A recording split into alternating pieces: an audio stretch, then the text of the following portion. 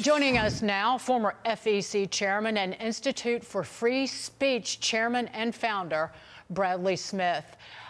It's not too much to say that Vice President JD Vance did not give it to those Europeans hard enough when he was overseas. And President Trump and Vance winning really rescued the republic, quite frankly, Bradley. Well, you know, nobody likes to hear criticism, and it's understandable in that sense, the uproar that this has caused in Europe. But I do think he said a number of things that need to be said. And I think ultimately, you know, his message was very positive. His message was, look, my country's also had some problems with over censorship of free speech.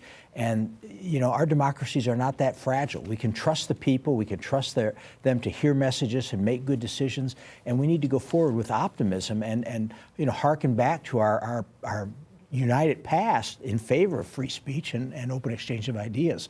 So in that respect, yes, I totally agree with you. I think he was right on target, and it was a great speech. The concern that it stimulated was not surprising, but I think when people think about it over time, this will be a landmark event for free speech and changing the climate, not both here and in Europe.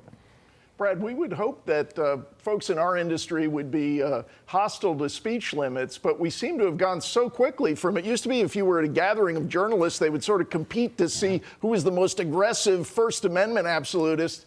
And now we've got stories promoting the idea that speech needs to be regulated with German efficiency. It's kind of mind-boggling.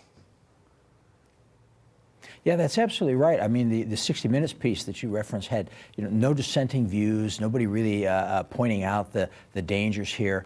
And there's something going on as well. We saw on Meet the Press, Margaret Brennan confronted Marco Rubio. She said, well, you know, there in Germany, they weaponized free speech to bring the Nazis to power and create genocide.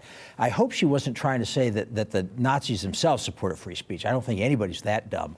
But I think she wanted to suggest that somehow the Nazis came to power because of free speech, and that is so far off the mark. In fact, the Weimar Republic, the government that was in power from the abdication of the Kaiser at the end of World War I until Hitler's ascension to power 15 years or so later, was anything but a pro-free speech regime. They had all kinds of laws. Hitler himself was prohibited from speaking in public for years, and none of this worked. They sued Nazi leaders repeatedly under these various hate crime rules, both in criminal court and civil court. They censored Nazi pamphlets.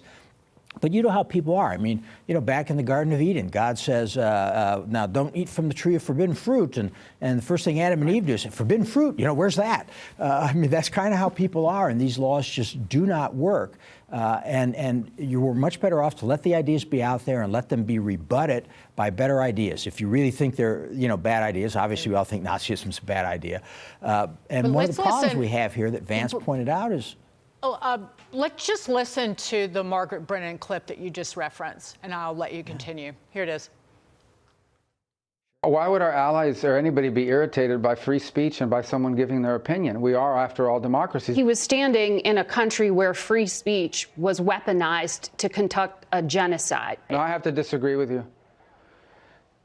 Free speech was not used to conduct a genocide. The genocide was conducted by an authoritarian Nazi regime that happened to also be genocidal because they hated Jews and they hated minorities and they hated those that they had a list of people they hated, but primarily the Jews. There was no free speech in Nazi Germany. And J.D. Vance's response to that exchange was, this is a crazy exchange. Does the media really think the Holocaust was caused by free speech? Bradley, final word. yeah, I mean, you know, it's almost, what can you say? You know, I would not want to see someone lose their job as a journalist because of their opinions. But when somebody has a major hosting role and is so far off the reality of what happened, one has to wonder whether they have the knowledge of public affairs and history that is sufficient to do the job. I mean, it's almost an unbelievable comment to hear. Right. And it is, and it shows how bad we've become with all this talk about misinformation and disinformation. One of the things the Vice President said that I really liked in his European speech, he made a couple of points. He says, look, you know, if you're democracy can be destroyed by a couple $100,000 of internet ads, then you don't have much of a democracy. Right. And I think that's a really good point. And it's vital here too. Brad, thanks much.